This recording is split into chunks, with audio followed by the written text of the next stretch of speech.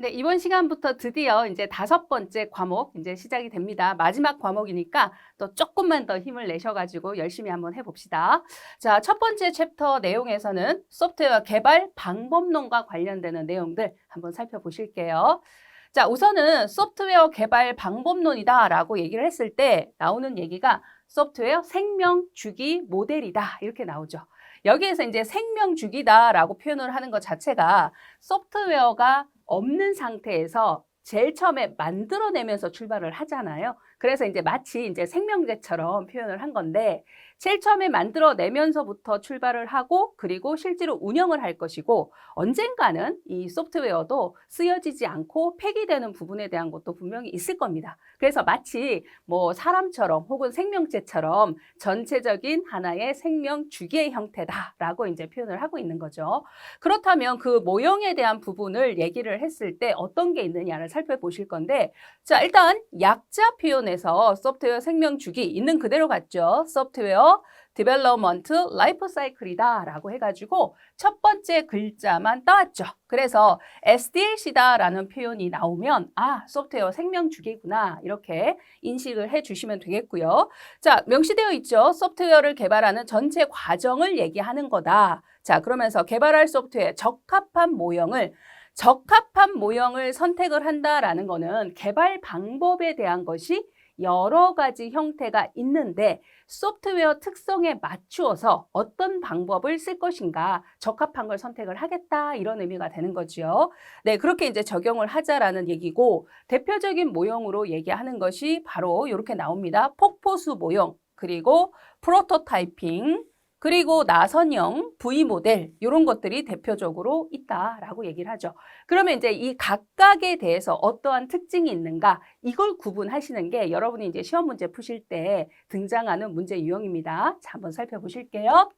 먼저 첫 번째로 나와 있는 폭포수 모형의 경우는 이름에서 조금 느껴지시지 않나요? 우리 이제 평상시에 그냥 폭포라고 했을 때 폭포라는 거는 상위에서 하위로 흐르는 게 폭포입니다. 그죠? 거꾸로 올라가지 못하죠. 예, 그러니까 개발에 대한 부분에서도 얘는 마치 위에서부터 아래로 내려가는 형태인 이런 유형으로 그러면 여기에서 이제 생각할 때 어떤 부분을 우리가 생각을 해볼 수 있느냐 하면 그러면 거꾸로 거슬러 올라가는 부분에 대한 건 어떠한가라고 했을 때 아, 그거는 굉장히 불편하다. 이제 거의 대부분 안 된다라고 이제 얘기를 하는 거거든요. 실제로 우리가 이제 생각을 해보면 흘러내리는 폭포를 거꾸로 역으로 올려라. 그러면 뭐 펌프라든지 이런 기계적인 힘을 굉장히 동원을 해야 되는 이런 상황이지 자연스러운 현상에서는 일어날 수 있는 부분이 아니잖아요. 그래서 이제 이름 자체도 폭포수 모델이다라고 이렇게 지칭을 했습니다. 네, 그래서 보시면 개발의 각 단계가 선형, 순차적으로 진행이 되는 거다. 앞에서부터 단계별로 차례대로 한 단계 한 단계 진행이 된다. 이제 이렇게 표현되는 거죠. 단계별 정의와 산출물에 대한 것이 명확하다. 각 단계마다 어떤 산출물, 중간 결과물에 해당하는 거죠. 그러니까 중간 결과물이 어떤 게 나온다라는 게 굉장히 명확하게 구분되어 있다. 이렇게 이제 얘기하는 거고요. 그러면서 이 방법은 뭐 새롭게 생긴 방법이라기보다 굉장히 오래전부터 전통적으로 쓰여왔던 방법에 해당한다라는 거죠. 그래서 적용되어진 경험이나 성공 사례가 굉장히 많더라. 아무래도 오랫동안 써왔기 때문에 적용된 이 모델을 적용한 소프트웨어 개발에 대한 게 굉장히 많을 것이고 그리고 이걸 적용해서 개발한 소프트웨어들의 실질적으로 제대로 잘 성공해서 만들어진 경우가 많다. 사례가 많다라는 거는요. 굉장히 이제 나중에 소프트웨어를 개발을 하는 개발팀의 입장에서는 참조할 대상이 많다라는 부분이기 때문에 도움이 많이 되는 거거든요. 그죠? 그러니까 여러분도 학습하실 때 학습할 자료가 굉장히 많다라고 하면 도움을 많이 받을 수 있는 거잖아요. 그러니까 마찬가지의 의미입니다. 자, 그러면서 개발 단계 진행을 하는 과정 중에 불편한 부분에 대한 것도 있어요. 제가 아까 말씀드린 것처럼 새로운 요구가 있다라든지 그러니까 사용자가 내가 처음에는 1번, 2번 기능에 대한 것만 얘기를 했었는데 나 3번 기능이 필요해요. 이거 좀 넣어주세요 라는 부분을 개발을 하고 있는 도중에 만약에 요청을 했다라고 했을 때 그것을 새롭게 중간에 받아들인다라는 건 좀 어렵다. 마치 이제 아까 제가 말씀드린 것처럼 거꾸로 흐르게 하는 거, 폭포가 위에서 아래로 떨어져야 되는데 새로운 요구를 받으려면 거꾸로 되돌아가야 된다는 얘기거든요. 그러니까 굉장히 어려운 얘기잖아요. 그래서 그 부분을 얘기하는 거고, 당연히 또 변경된 부분에 대한 요구.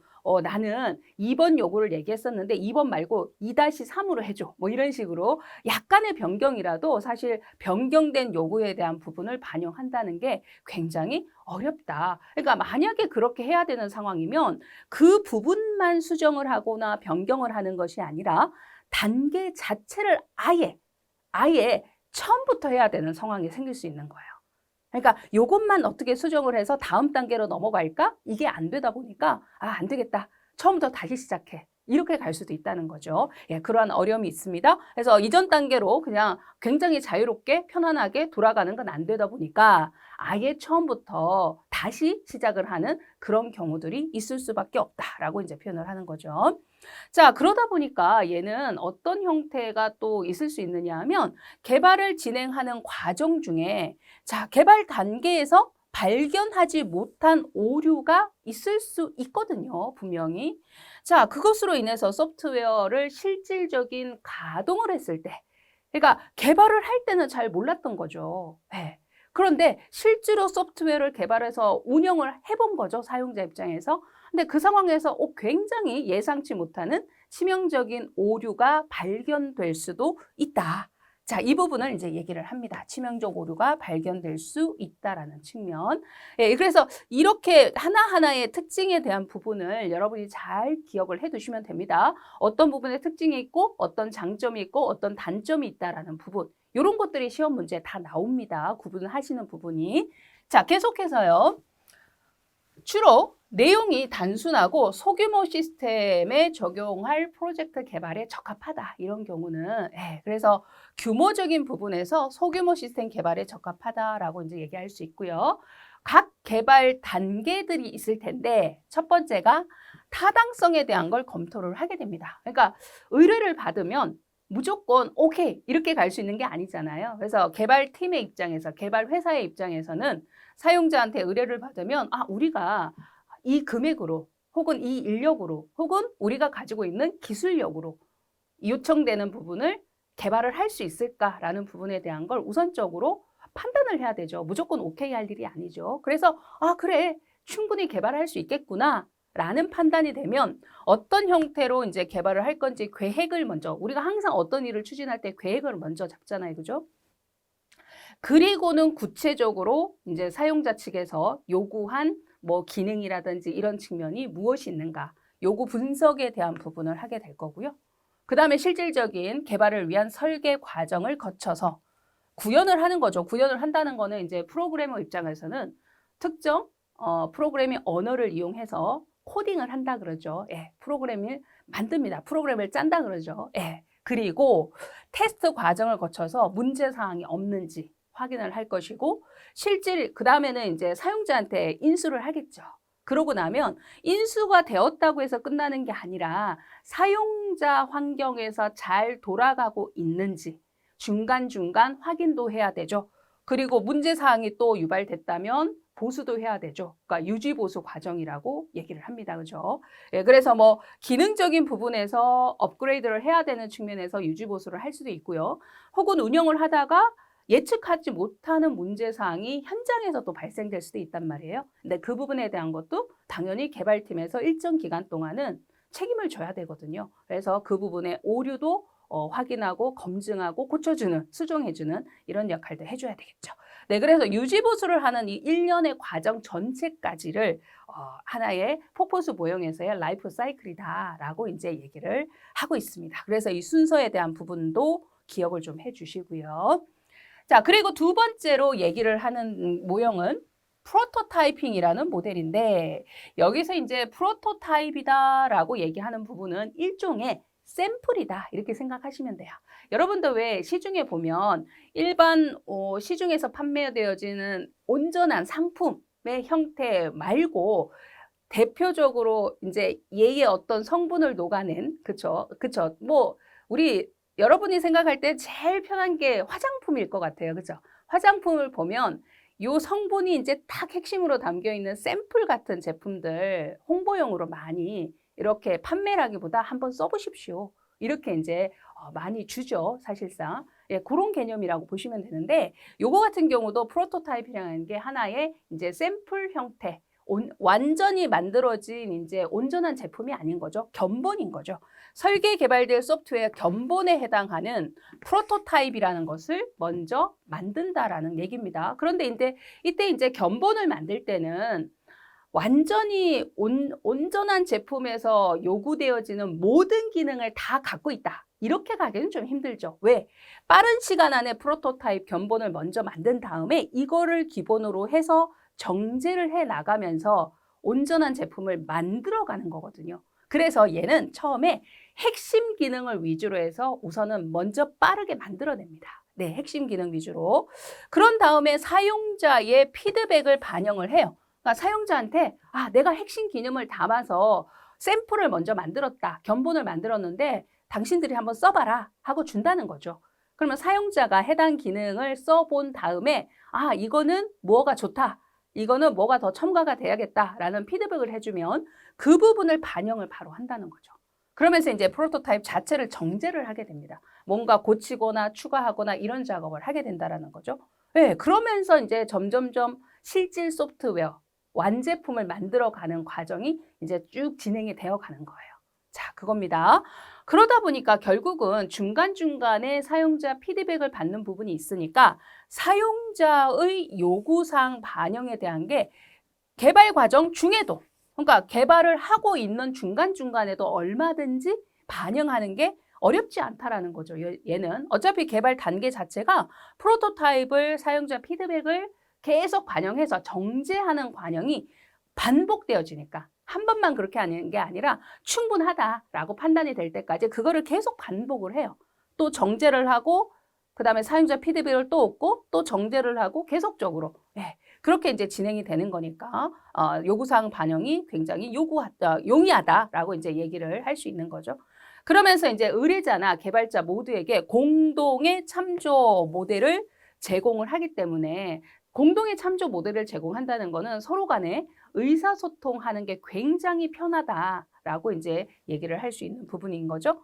자, 그러나 여기에도 좀 단점이 있습니다. 때때로는 최종 결과물이 만들어지기 전에 의뢰자가 마치 여기에서 견본으로 만들어낸 프로토타입, 정제 과정 중에 있는 프로토타입을 그냥 온전한 최종 결과물에 해당하는 완성된 제품인가? 라고 착각을 할 수도 있다라는 측면. 자, 물론 이제 그런 부분에 대한 거는 개발자, 관계자들이 제대로 잘 설명을 하고 의사소통을 잘 해 나가야 되는 측면에 대한 게 있긴 하겠죠. 자, 그리고 계속해서 얘는 어떤 또 단점에 대한 부분이 있을 수 있느냐라고 했을 때 아까 제가 이제 앞에서 프로토타입에 해당하는 견본을 만들 때는 조금 빠르게 만들어야 되는 부분이 있다. 왜냐하면은 그 이후에 계속적으로 반복적으로 정제 과정이 필요하다 보니까 개발 기간에 대한 부분도 제한적이잖아요. 그죠? 그래서 빠른 설계를 진행을 해야 되다 보니까 어떤 측면이 있을 수 있느냐? 비효율적인 알고리즘이 적용될 가능성이 있다. 우리가 이제 흔히 얘기해서 빨리빨리 하려고 하다 보면 뭐 흔한 얘기로 빨리 먹으려는 밥이 체한다 뭐 이렇게 얘기하는 것처럼 똑같은 의미예요. 그래서 빨리빨리 하려고 하다 보니까 이거는 분명히 이거보다는 훨씬 더 효율적이고 효과적인 알고리즘이 있음에도 불구하고 그렇지 못한 것이 적용될 수도 있다라는 부분인 거죠. 자, 그리고 반복적으로 프로토타입을 정제하는 과정이 진행이 된다 그랬잖아요. 그러다 보니까 정확하게 전체 개발 비용에 대한 측면, 그리고 투입되는 인력에 대한 부분, 이런 것들이 정확하게 사실은 개발을 하는 과정에서는 산정이 필요하고도 당연히 굉장히 중요한 문제이기도 하잖아요. 비용과 인력이 얼만큼 들어갈까? 어떤 걸 개발할 때 분명히 이거는 산정이 정확하게 돼야 되는 부분인데 얘는 그런 측면에 대한 게 중간중에 또 바뀔 수도 있고 이러다 보니까 처음에 이 부분을 정확하게 산정하는 게 좀 어려울 수 있다라고 이제 얘기를 하는 거고요. 그리고 개발 단계별 산출물에 대한 부분.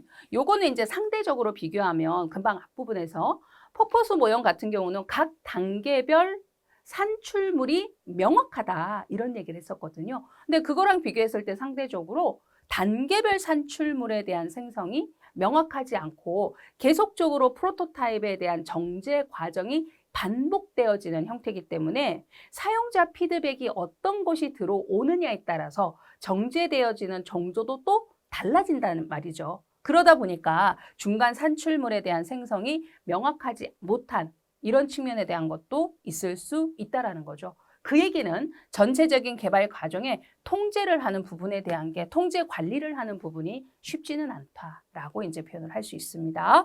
자, 그렇다면 프로토타입의 개발 단계는 어떻게 구분을 하느냐라고 했을 때 일단 사용자 요구 사항에 대한 분석을 하고요. 프로토타입을 빠르게 여기에서 이제 빠른 설계를 한다라는 표현을 해놓은 거는 완제품 형태인 것만큼 시간을 소비하진 않고 핵심 기능, 주요 기능 이걸 위주로 해서 설계를 하는 측면이기 때문에 빠른 설계라는 표현을 해드린 거예요. 예, 그래서 프로토타입을 빠른 설계를 하고 프로토타입에 대한 구현을 합니다. 프로토타입 구현이라는 건 견본의 구현인 거지 완제품의 구현이 의미는 아니에요. 자, 그리고 이제 여기에서 사용자 평가가 들어가죠. 그러니까 사용자 피드백을 받게 되는 겁니다. 피드백을 받고 나면 프로토타입을 뭐 한다? 정제한다. 그러니까 고칠 건 고치고 추가할 건 추가하는 이런 과정에 대한 부분이 필요하다라는 거죠. 그래서 이게 이제 계속 반복이 되는 거예요. 계속 반복이 되다가 그 다음에 이 정도면 충분하다. 프로토타입의 정제가 이 정도면 충분하다 그러면 마지막으로 정제된 프로토타입 있죠. 그것을 기본으로 자 이겁니다. 마지막으로 최종적으로 정제된 프로토타입이 있을 텐데 그것이 실질 제품을 구현하는 것에 골격이 된다. 딱 기본 그걸 버리는 게 아니라 당연히 그 골격 기본으로 해가지고 실질 제품으로 만들어내는 과정에서 그거 외에 더 필요한 요소들이 있었을 거잖아요. 그거를 더 추가를 해서 실제품 구현하는 과정이 이제 진행이 된다라고 이제 설명을 하는 부분입니다.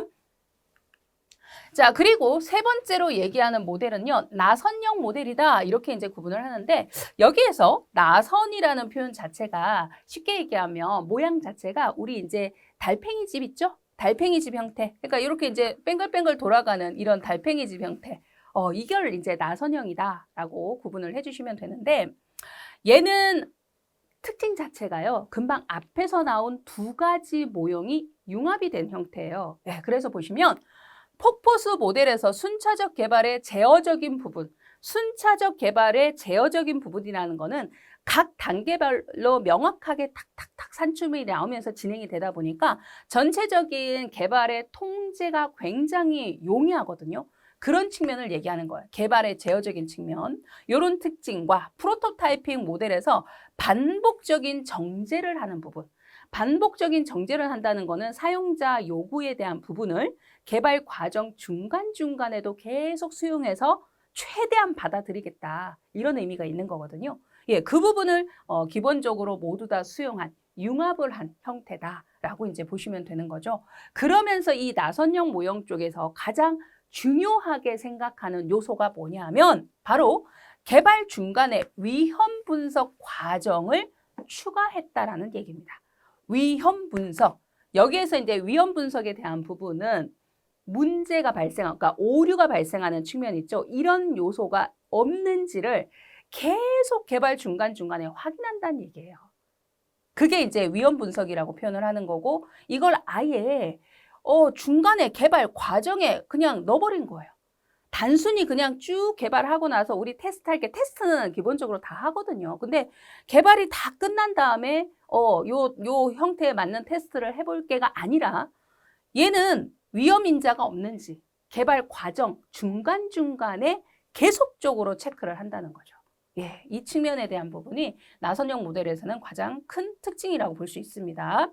자, 그래서 이거 같은 경우는요, 나선형은 개발 비용이나 시간이 많이 소요되는 비교적 규모가 큰 프로젝트 개발에 적합하다. 아까 이제 앞에서 폭포수행 같은 경우는 소규모라고 얘기를 했잖아요. 근데 상대적으로 나선형은 비교적 규모가 큰 프로젝트 개발에 굉장히 현실적이에요. 왜냐하면 이 규모가 크다라고 했을 때는 만들어낸 이후에 오류에 대한 발생 여부를 테스트를 한다라고 했을 때 굉장히 위험한 상황, 그러니까 문제 상황이 커져 있는 것이 많이 있을 수 있거든요. 그리고 만약에 그런 오류가 발견이 됐다라고 했을 때 엄청나게 치명적인 문제를 유발할 수도 있는 거예요. 네. 그러다 보니까 그런 요소를 일단 최소화시키면서 개발을 해 나가야 되는 측면이 있다 보니 더더군다나 위험 분석을 하는 이 나선형 모델에 대한 걸로 적용하는 경우가 많다라고 이제 얘기하는 거죠. 자, 그러면서 위험 분석을 하는 과정이 중간에 있다 보니까 유지 보수를 하는 이 과정에 대한 부분을 별도로 개발 단계에서 구별하지는 않습니다. 그러니까 이 과정에 다 내포되어 있다라고 이제 표현을 하는 거죠. 자, 그렇다면 이런 개발 형태, 순서가 어떻게 되느냐라고 했을 때 개발 단계의 첫 번째는 우선 계획을 수립하자부터 이제 출발을 합니다. 그런 다음에 이제 딱 나오죠. 위험 분석하자. 계획을 수립을 하고 여기에서 수립한 계획이 문제에 대한 부분이 없을지, 오류가 유발될 부분이 없을지를 일단 확인을 하는 거예요. 위험 분석하자. 그래? 그러면 위험 요소, 위험 인자 다 줄여, 없애? 이렇게 이제 가는 거죠. 그래서 그게 충분히 되고 나면 개발해라. 이렇게 되는 거죠. 개발을 하고 개발을 한 다음에 문제사항이 없는지 검증을 해봐라. 이렇게 되는 거예요. 그러니까 계획한 것에 위험 요소가 없는지 분석을 하고 위험 요소가 충분히 제거가 됐다라고 판단이 되면 그때 개발을 하고 개발된 것에 대해서 또 검증을 해보는 거예요. 문제가 없는지. 그리고 고객 평가를 여기에서도 받습니다. 마치 프로토타입의 형태처럼. 그러니까 두 가지가 융합이 되어 있다라고 얘기를 했잖아요. 그죠?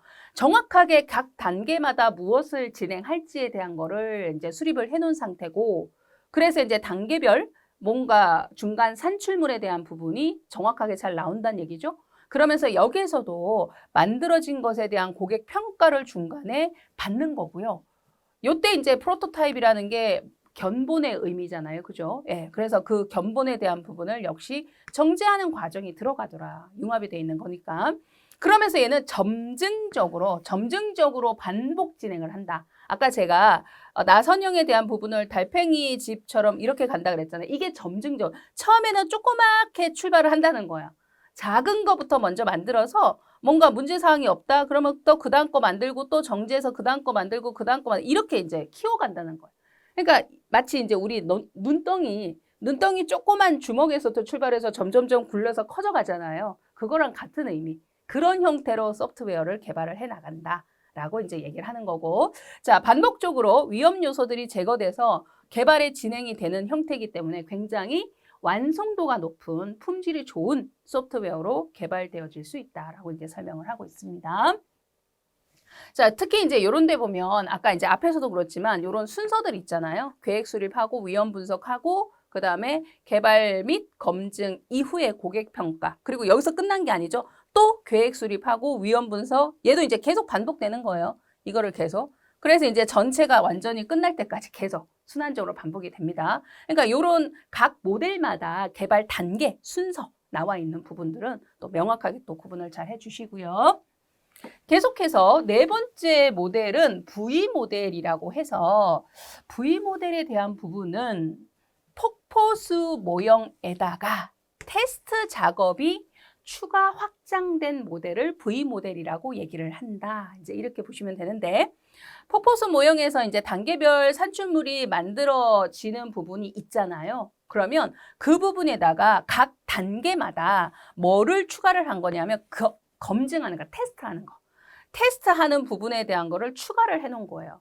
그러니까 중간중간 개발 단계마다 테스트 진행을 함으로써 폭포수 모형에서 사실 문제가 됐던 게 뭐냐면 중간중간에 이제 테스트를 하긴 하는데 중간중간에 하는 게 아니라 개발이 쭉 진행되고 나서 마지막에 테스트를 한단 말이에요.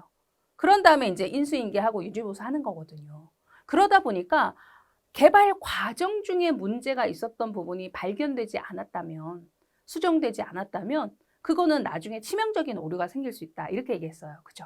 그러니까 그 부분을 이제 여기 V 모델을 통해서 최소화시키겠다, 없애겠다라고 이제 목표를 잡은 거죠. 각 단계마다 검증을 한다는 거예요.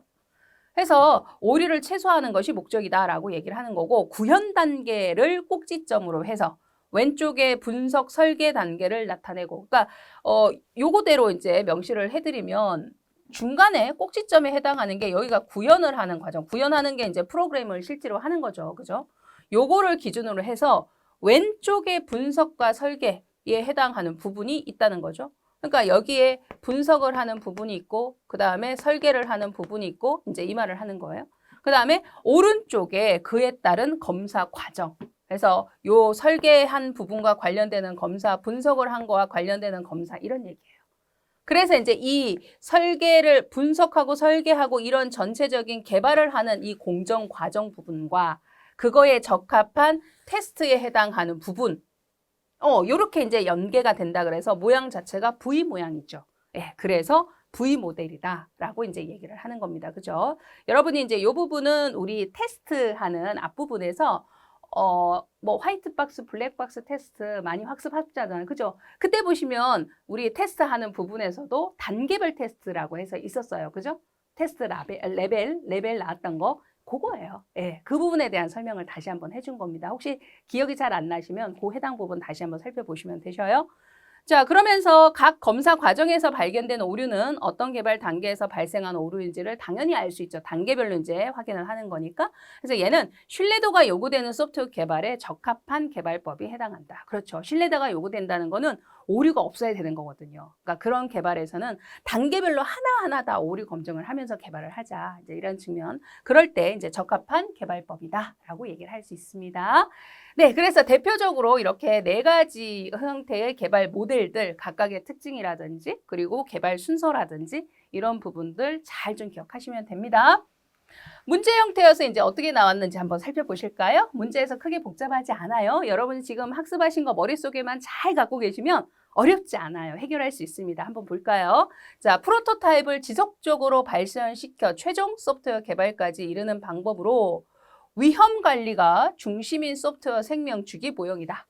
네, 여기에서 이제 딱 포인트를 집어서 나와버렸죠.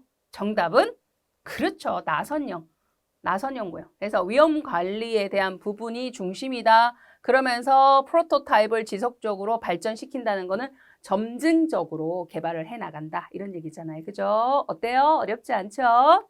자, 그리고요. 폭포수 모형의 특징으로 거리가 먼 것은 그랬는데 한번 살펴볼까요?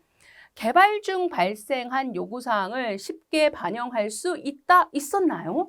제가 폭포가 거꾸로 거슬러 올라가는 거 너무 어렵다라고 얘기했잖아요. 그죠? 그 얘기입니다. 그래서 요구사항을 개발하고 있는데 요구사항을 반영한다는 거는 역으로 올라가야 되는 상황이다라는 건데 어떻습니까? 어렵지요. 그래서 1번이 그렇지 않다. 거리가 먼다. 이렇게 얘기할 수 있네요. 바로 확인될 수 있고요. 나머지는 보시면 순차적인 접근법 이용하는 거고 단계적 정의 산출물 명확히 구분되어 있다라고 얘기했고요. 모형 적용 경험과 성공 사례가 많다. 전통적으로 오랫동안 써왔던 방법이기 때문에 그 사례가 굉장히 많다라고 얘기를 했었습니다. 그죠? 네, 이런 정도 부분을 가능하시면 됩니다. 자, 그 다음에 고전적인 생명주기 모형으로 여기서 일단 답은 나왔죠. 이미. 고전적이다, 전통적이다 이러면 이미 답은 나온 거예요. 그래도 한번 살펴봅시다. 선형 순차적 모델이다 라고 얘기했고요. 타당성 검토, 계획, 요구사항, 분석, 구현, 테스트, 유지보수 단계를 통해서 개발을 하는 모형이다. 굉장히 구체적으로 설명 많이 적어놨어요. 그죠? 예, 그래서 어느 거 하나라도 이 중에서 여러분이 정확하게 구분을 하셨다면 어렵지 않게 정답은 폭포수 모형이다. 이렇게 이제 찾아내실 수 있겠네요. 그죠? 자, 다음 설명에 해당하는 생명주기 모형은 어떤 거냐? 자, 봅시다. 가장 오래된 모형으로 여기서도 이미 답이 나왔죠. 예, 이렇게 계속 반복적으로 문제가 등장을 했네요. 그죠? 적용 사례가 많다. 그러나 요구사항 변경이 어렵고 단계 결과가 확인되어야지만 다음 단계로 넘어간다. 단계별 산출물이 나와야지만 다음 단계로 넘어가고 산출물에 대한 게 명확하다. 이제 이런 얘기를 하는 거예요. 선형 순차적 모형이고 고전적 생명주기 모형이다. 정답은 폭포수 모형. 이제 너무 잘 아시겠죠? 네, 이미 이제 여러분이 이렇게 나오면 한 문제 맞추신 거예요. 하나하나가 중요한 거니까. 자, 그리고요, 또 마찬가지. 자, 보햄이 제시했다. 뭐 이렇게, 보햄이 제시했다고? 나 잘 모르겠는데? 하지만, 모르지만 또 아는 게 나와요.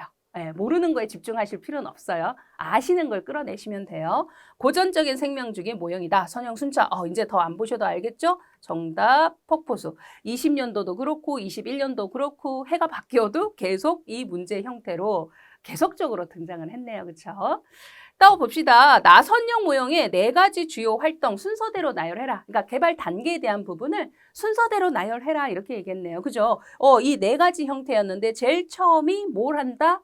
계획을 먼저 잡자 이렇게 얘기했잖아요. 계획 수립을 해라. 그리고 너 그 계획 수립한 거 위험한 거 없니? 위험이 인자 없니? 위험 분석을 하라. 이렇게 갔어요. 그러면 계획을 수립을 하자, 위험 분석을 하자. 그래서 위험 요소에 대한 부분이 충분히 제거가 되었다면 개발을 해라. 개발을 하고 난 것에 대해서 검사 한번 해봐. 테스트 해봐. 괜찮은지 이거였죠. 그런 다음에 사용자한테 이제 써보도록 합니다. 그리고 사용자 평가를 받아들여야겠죠. 정제를 해야겠죠. 이거예요. 그거대로 가시면 돼요. 그러면 A, D, C, B 이렇게 가면 되니까 정답은 그렇죠. 2번이다. 이렇게 찾아내실 수 있겠죠. 그렇죠. 여러분이 그래서 암기를 하실 때도요. 이런 것들은 얼마든지 의미적 연결을 하실 수 있잖아요. 제가 지금 설명해 드린 것처럼 무조건 계획 수립 뭐 어쩌고저쩌고 이렇게만 단순하게 이렇게 암기를 하지 마시고 계획을 잡았으면 위험에 대한 요소가 없는지 분석을 좀 해야 되지 않겠니? 이제 이렇게 좀 편안하게 이렇게 여러분이 좀 암기할 수 있다면 좀 더 기억에 오래 남지 않을까 싶습니다. 자, 계속해서요. 주요 태스크에 해당되지 않는 거 나선형 모형. 그러니까 나선형 모형 개발 단계에서 그러니까 개발 활동에 대한 태스크에 대한 건 이제 개발 활동, 작업이라고 보시면 되니까 해당되지 않는 거 딱 보셔도 정답은 그렇죠. 1번 버전 관리 이 부분이죠. 버전 관리라는 거는 이제 우리 보통 형상 관리라고 해가지고 소프트웨어 개발의 변형에 관련되는 부분을 관리하는 측면에서 그때 이제 버전 관리를 하는 부분이라는 게 있는 거고 이 개발 단계에 대한 부분, 그러니까 소프트웨어 개발 모형에 대한 부분에서는 버전 관리와 관련되는 부분은 이 나선형뿐만 아니라 어디에서든 적용되지 않습니다. 네, 이렇게. 자, 어떻습니까? 할만하시죠? 그죠? 네, 충분히. 그리고 이제 반복적으로 문제들이 계속 잘 나오고 있으니까 특징, 그리고 개발 단계 순서 이런 부분까지 정확하게 구분을 잘 해주시면 됩니다. 네, 그 다음으로 계속해서요. 소프트웨어 개발 방법론과 관련을 해서 얘는 개발을 하는 부분에 있어서 효율적인 수행을 하기 위해서 개발을 하는 부분과 관련되는 방법, 절차, 그 다음에 개발에 도움을 주는 도구 이런 것들이 있을 텐데 그 부분에 대한 거를 좀 체계적으로 정리를 한 거다라는 거죠. 그래서 개발 방법론에 대한 부분을 종류를 이렇게 좀 나눠놨어요. 구조적인 방법, 정보공학 방법, 객체 지향 방법, 컴포넌트 기반, 그리고 애자일 방법론까지 크게 이렇게 종류를 좀 나눠놨고요. 여기에서도 이 각각의 방법론들의 특징 구분 가능하시면 됩니다. 자, 한번 살펴보실게요. 첫 번째로 구조적 방법론에 대한 부분은 일단 이제 얘는 순서대로 제가 좀 명시를 해드렸거든요. 구조적인 방법론이 이제 적용됐던 시기 자체가 60년대부터 90년대 초반까지 이 시기에 이제 제일 처음에 적용이 됐던 방법론에 대한 부분인데 자, 얘는 사용자 요구사항에 해당하는 부분을 정형화된 분석 절차로 파악을 해서 문서화해 놓는다. 그러니까 문서로 잘 정리를 해놓고 그 다음에 방법에 대한 부분을 얘기를 해주거든. 이 방법 써. 이런 방법으로 써. 이렇게 했는데 이럴 때 대표적으로 다이어그램 중심의 도구를 이용을 한다는 거죠. 다이어그램은 이렇게 도형의 형태로 표현하는 거. 여러분 왜 순서도 같은 거 아시잖아요. 예, 그런 것처럼 도형 형태로 뭐 원으로 그려라, 사각형으로 표현해라 이렇게 이제 딱 정해놨어요. 정형화가 돼 있어요. 그래서 요 그림 안에 무엇을 뭐 이름을 표현해라. 뭐 이런 식으로.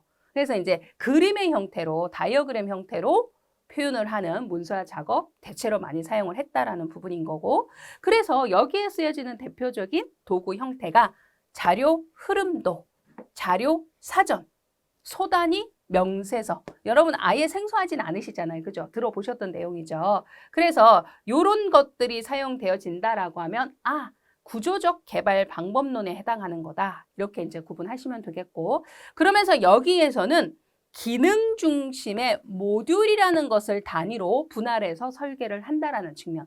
구조적인 분석, 구조적인 설계 뭐 이렇게 해서 구조적인 개발 방법이라고 하면은 모듈 이게 이제 꼭 따라가거든요. 마찬가지로. 예, 그렇게 포인트 잘 잡으시고요. 자, 그러면서 하나의 큰 문제는 작은 크기의 문제로 분할하는 요 개념 있죠, 우리. 그래서 분할해서 해결하는 게 분할 정복이라는 의미로 이제 짧게 표현을 할 수 있죠. 예, 요 원리를 적용을 한다라는 측면. 자, 그리고 프로그램 처리에 대한 표현을 하기 위해서 프로그램 처리를 한다는 거는 뭐 어떤 조건에 대한 처리를 어떻게 할 건지, 그다음에 이 부분을 반복 수행을 얼만큼 할 건지 이런 측면이잖아요. 요거는 기본적으로 NS 차트라는 거를 이제 활용을 한다라는 거죠. NS 차트라는 거.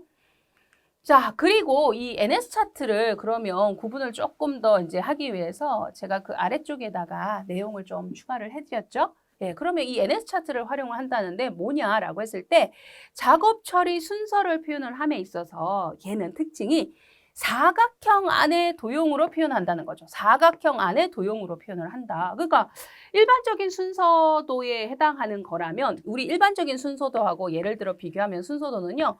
뭐 작업의 명령 단계 순서를 이런 식으로 뭐 예를 들어 조건은 이렇게 해서 그다음에 이런 명령을 이렇게 처리해. 그다음에 반복문에 대한 건 이런 식으로 처리해. 뭐 이런 식으로 명시를 하거든요. 이게 일반적인 순서도예요. 자, 그런데 NS 차트 같은 경우는 사각형 안에 도형으로 표현을 해요. 거기다가 흐름을 나타내는 것이 없다. 일반적인 순서도는 화살표에 의해서 흐름의 방향을 표현을 하거든요. 근데 NS 차트는 사각형 도형 안에 흐름을 나타내는 이런 화살표 같은 거는 없습니다. 그래서 사각형 도형의 형태가 있으면 여기에다가 도형을 나눠요. 그래서 여기에 뭐 어떤 명령을 무엇을 처리를 할 건지 이런 것들을 명시를 하는 거지 이 안에 뭐 화살표가 있다든지 이런 게 없다는 거예요. 그 얘기입니다. 그리고 논리 기록 중점, 논리 기록. 그러니까 우리 프로그램이 논리적으로 어떻게 돌아가느냐, 어떤 조건을 만족했을 때 어떤 명령을 수행하고 이런 게 있을 거잖아요. 예, 그런 논리 기록 중심에 해당한다라는 거고. 자, 구조적인 부분에서는 연속적으로 그냥 수행을 해라. 그 다음에 선택을 해라. 반복을 해라. 이거는 우리 일반적으로 구문 구분하시는 거 똑같은 거예요. 우리 구문으로 따지면은 반복을 수행을 한다라고 했을 때 뭐 while문이라든지 for문이라든지 프로그램 언어에서 사용을 했잖아요. 그런 측면 얘기하는 거고 선택을 하는 거는 if문이라든지 스위치 케이스라든지 이런 구문 조건에 따라서 무엇을 처리를 할 거냐라고 구분했던 거 있었잖아요. 근데 그런 부분에 대한 제어 구조는 동일하고 다만 표현을 하는 측면에 대해서 이런 일반적인 흐름도죠. 예, 일반적인 순서도에 대한 거랑은 좀 구분된다. 라는 얘기고 그리고 제어적인 이동은 반드시 위에서 아래 방향으로 우리 순서도 같은 경우는 이렇게 흐름 방향이 내려오다가 화살표에 의해서 다시 올라가 뭐 이렇게 뭐 정의를 하는 부분도 가능하잖아요. 그런데 얘는 무조건 위에서 아래 방향으로 인식해서 제어 흐름에 대한 거는 무조건 그렇게 적용한다. 라는 이제 얘기를 하는 거예요. 자, 그러면서 흐름이나 제어 이동이 복잡하게 표현되는 것이 없기 때문에 조건이 복합되어 있는 곳의 처리도 명확하게 식별하는 게 굉장히 용이하다라는 특징을 갖고 있는 게 NS 차트라는 것의 특징이다라는 거죠. 예, 그래서 구조적인 방법론에 의해서 개발을 할 때 주로 프로그램 처리에 대한 표현은 NS 차트를 통해서 하게 되고 NS 차트의 기본 특징은 이와 같다라는 것까지 연결해서 학습을 해두시면 되겠습니다. 자, 두 번째 개발 방법론에 대한 부분은요. 바로 정보공학적인 방법이에요. 아까 구조적인 방법에 대한 게 60년대부터 90년대까지 얘기했잖아요. 얘는 이제 그때 90년대 초부터 해서 90년대 후반 까지 이제 정보공학 방법론을 적용을 했었는데 얘는 이름에서도 좀 느껴지시죠? 그러니까 정보 시스템에 대한 거를 공학적으로 접근을 하기 위한 부분이다. 그래서 뭔가 정형화된 기본, 공학적으로 정형화된 이미 만들어진 기법들에 대한 것들이 있고 그들이 상호 연관성 있게 통합해서 적용되어질 수 있도록 개발을 하는 거다라는 거고요. 여기에서는 데이터 중심의 분석, 데이터 중심 분석이죠. 그 설계를 한다라는 특징. 까지 그리고 얘도 이제 장업 영역에 대한 부분을 분할과 정복 우리 분할과 정보 권리라는 거는 큰 덩어리를 작게 쪼개어서 해결을 하자 이런 측면이거든요. 마찬가지로 그와 같은 원리가 적용이 돼서 분석을 한다라는 특징. 자, 그리고 세 번째로 객체지향. 우리 객체지향은 여기서 처음 보시는 내용 아니시죠? 이것도 우리가 반복해서 좀 많이 보셨잖아요. 그죠? 예, 마찬가지로 기억하시면 되고요. 얘는 정보공학 이후 90년대 후부터 20년대 중반 정도까지 이제 객체지향 방법론에 대한 거를 많이 이제 사용을 했었었는데 객체라는 개념을 만드는 거죠. 그리고 객체 간에 메시지 교환을 하면서 작업 수행을 하도록 상호작용을 해서 작업을 수행할 수 있도록 그렇게 이제 구현하는 형태였고 객체지향 형태로 구현을 하게 되면은 얘는 재사용에 대한 비율이 굉장히 좋아진다. 이런 측면이 있었었잖아요. 그죠? 그래서 재사용 비율이 높아져서 신속한 개발에 도움이 되는 측면. 당연히 이제 유지보수를 하는 부분에서도 굉장히 유용하다라는 측면까지 특징을 이제 얘기를 할 수 있는 거죠. 예, 그래서 빠른 개발을 하는 측면에 대한 것들이 이제 있다 보니까 예전에 소프트웨어 위기에 대한 부분을 좀 탈출하기 위해서 소프트웨어 위기라는 게 하드웨어 개발을 못 따라간다는 거잖아요. 그죠? 소프트웨어가. 그래서 얘는 빠르게 이제 재사용을 통해서 개발을 하는 측면이 있으니까 소프트웨어 위기를 좀 극복하기 위한 방법으로 객체 중심 설계를 대부분 많이 이제 추진을 했다라고 이제 설명을 하고 있습니다. 자, 그리고 컴포넌트 기반으로 개발을 한다라는 거는 이게 이제 컴포넌트 기반은 컴포넌트 베이스드 디벨롭먼트 한다 그래서 약어 표현으로 CBD 방법론. 그러니까 이게 컴포넌트 개발 방법론 이렇게 이제 길게 표현 안 하고 그냥 CBD 이렇게 이제 표현을 하거든요. 그러니까 약어 표현 기억하시고 얘는 2000년대 후반으로부터 이제 그 이후에 이제 사용을 좀 적용을 했던 부분입니다. 그래서 얘는 컴포넌트라는 것을 아예 만들어 놓는 거예요. 그러니까 어떤 기능을 수행하는 컴포넌트가 있는 거죠. 그래서 그거를 활용을 여러 시스템 개발에 쓰는 거예요. 우리가 이제 시스템 개발을 하다 보면 각각 시스템이 갖고 있는 고유 특징, 그리고 이 시스템에서만 제공되어져야 되는 기능, 이런 것들이 있기는 해요. 그러나 기본적으로 어느 시스템에서나 다 쓰여진다라는 이런 기능이라든지 뭐 그런 요소가 있지요. 그랬을 때 그거를 매번 새로운 시스템 만들 때마다 새로 개발을 하는 게 아니라 컴포넌트 형태로 구성을 해놓으면 너무 좋지 않겠어요? 그거를 어떻게 하면 돼요? 이거를 가져다가 갖다 쓰면 돼요. 만들어져 있는 거니까 그 얘기거든요. 네, 그래서 소스 코드의 구성 요소를 이미 만들어 놓는 거죠. 만들어 놓은 거를 조립해서 쓰는 거예요. 그러니까 이제 자주 어디에서 쓰여지는 것을 미리미리 만들어 놓자. 그리고 그 기능, 그 요소가 필요할 때는 갖고 와서 그냥 조립만 하면 된다. 이렇게 되는 거니까 완전히 새롭게 개발하는 거랑 시간적인 측면이나 비용적인 측면에서 굉장히 달라지겠죠. 그렇죠? 자, 그 부분을 얘기하는 거고. 그래서 이제 다시 한번 여기서 보면 기능별로 컴포넌트를 개발을 해놓고 재사용하는 형태가 된다. 그러니까 당연히 개발하는 비용이나 시간에 대한 부분을 굉장히 많이 줄일 수 있다라는 측면인 거죠. 소프트웨어 재사용, 그리고 호환성에 대한 부분, 개발의 생산성, 이런 부분에 대한 게 굉장히 상승된다라고 이제 표현을 하는 거죠.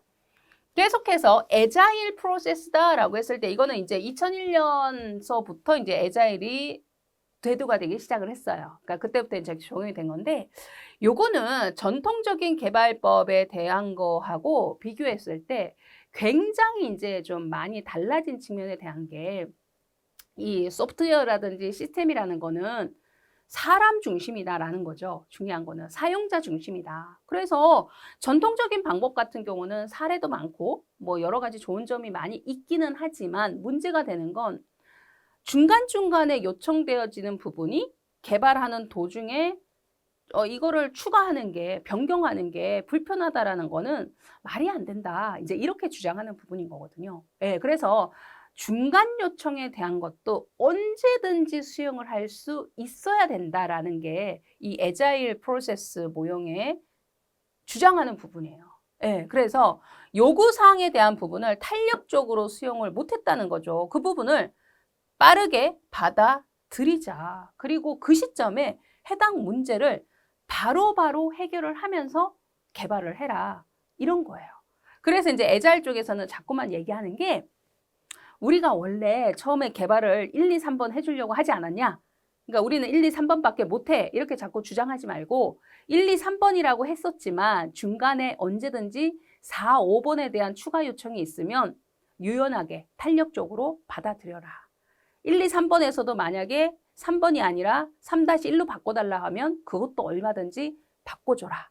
이렇게 얘기하는 거죠. 유연하고 탄력적으로 개발을 하자라는 측면. 그 얘기입니다. 네, 자 그렇게 해서 뭐 더 상세한 내용들에 필요한 항목들은 또 해당 영역에서 세부적인 내용이 나오는 부분에서 여러분이 확인을 해보셨고 뭐 객체 지향 이런 거는 또 확인을 해보셨잖아요. 그죠? 예. 그렇지 않고 이제 여기에서는 그 의미에 대한 기본 개발 방법론의 특징을 상호 간에 서로 비교하는 정도에서 여러분이 구분을 해두시면 됩니다. 네, 자 그렇다면 문제에서 또 어떻게 이 범주에서는 나왔는지 이제 한번 확인을 해볼게요. 자, CBD에 대한 컴포넌트네요. 그죠? 예, 컴포넌트 기반으로 개발을 하는 CBD에 대한 설명으로 틀린 것은? 이라고 물어봅니다. 개발 기간 단축으로 인한 생산성이 향상되고 새로운 기능 추가가 쉬운 확장성이 제공이 되고 재사용 가능? 뭐 이 부분을 보니까 어때요? 쭉 다 맞다라는 게 보여지죠? 생산성이라든지 재사용이라든지 뭐 그죠? 그다음에 요구를 반영하는 부분에 대한 게 이 새로운 요구 기능 추가가 쉬운 확장성이라는 건 뭐냐면 이게 그 컴포넌트에 해당하는 부분을 조립해서 사용을 하는 거잖아요. 그러면 필요한 부분은 가져다가 조립해서 쓰고 여기에 만들어져 있는 컴포넌트가 없네? 라는 거는 그 시점에 만들어서 또 같이 조립을 하면 된다는 거죠. 그 얘기를 하는 거예요. 네. 그래서 이 부분도 맞죠. 그래서 쉬운 확장성이 제공이 된다라는 거. 자, 4번에 보니까 60년대까지 가장 많이 60년대에 했던 거는 아까 개발 방법론 중에 가장 처음에 나왔던 그죠? 구조적인 방법론에 해당하는 부분입니다. 제가 이제 그 추가적으로 연도 조금 추가해 드렸잖아요. 여러분도 그거 좀 기록해 놓으시고 기억해 주시면 됩니다. 예, 그래서 4번 옳지 않다라는 거 구분할 수 있겠네요. 자, 그리고요. 역시 CBD에 대한 게 이제 좀 반복해서 좀 많이 나왔죠? 틀린 거 찾아봐라 그랬어요. 어떤 겁니까? 생산성과 품질을 높이고 유지보수 비용을 최소화할 수 있는 측면, 재사용성에 대한 부분의 향상. 자, 모듈의 분할과 정복의 모듈의 분할과 정복이다 그러면은 어느 방법으로 접근하셔야 돼요? 그죠? 모듈이다, 분할과 정복 이렇게 얘기하면 구조적인 방법론이라고 얘기를 했어요. 그래서 3번은 CBD와 관련이 없습니다. 되셨죠? 4번 해당 사항이 있고요. 자, 그리고 정형화된 분석 절차에 따라 사용자 요구사항을 파악하고 문서화를 하는 체계적인 방법으로 자료 흐름도 여기서 이제 정형화된 절차, 분석 절차라는 표현에서도 포인트가 좀 있고요. 그리고 결정적으로 자료 흐름도 자료 사전, 소단위 명세에서 이렇게 나오면 어떤 방법론? 그렇죠. 바로 구조적 개발 방법론 이렇게 구분할 수 있지요. 또 갑시다. NS 차트에 대한 거 나왔네요. 거리가 뭔가 한번 찾아봅시다. 논리의 기술에 중점을 둔 도형식, 그러니까 다용식은 다이어그램 형태 표현, 그죠? 맞는 얘기죠. 연속, 선택 및 다중 선택, 반복 등의 제어 논리 구조로 표현을 한다는 거. 주로 화살표를 사용해서 이런 표현 어떻습니까? 화살표 사용하는 거는 기본적인 순서도 형태였고 제어의 흐름을 표현하지는 않는다. 제어 흐름은 무조건 위에서 아래 방향이다 라고 얘기를 했거든요. 네, 그래서 화살표 사용한다는 거 옳지 않습니다. 논리적인 제어 구조를 표현하긴 하지만 화살표를 사용해서 하는 건 아니고요. 상위에서 아래 방향으로 흐른다라는 게 아예 정해져 있어요. 예, 정형화되어 있어요. 그래서 그 방법에 따르고 있죠. 그래서 3번이 옳지 않다. 이렇게 구분할 수 있겠네요. 됐죠? 네, 그리고 4번. 조건이 복합되어 있는 곳의 처리를 시각적으로 명확하게 식별하는 데 굉장히 유용하고 적합하다라는 거. 맞죠? 네, 이렇게 NS 차트까지 문제용이 등장했죠. 네, 그래서 개발 방법론과 관련해서는 복잡하게 크게 등장한 내용은 없습니다. 이런 정도로 여러분이 구분하실 수 있으시면 되겠습니다.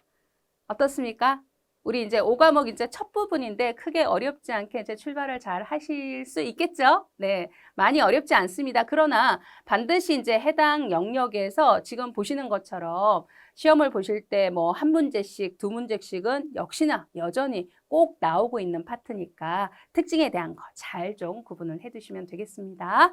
네, 이렇게 해서 이제 첫 번째 내용 좀 정리하시고요. 자, 뒷부분 계속 이어서 또 비용 산정 관련되는 내용들 등장하는데요. 자, 다음 시간 계속 이어가도록 하겠습니다.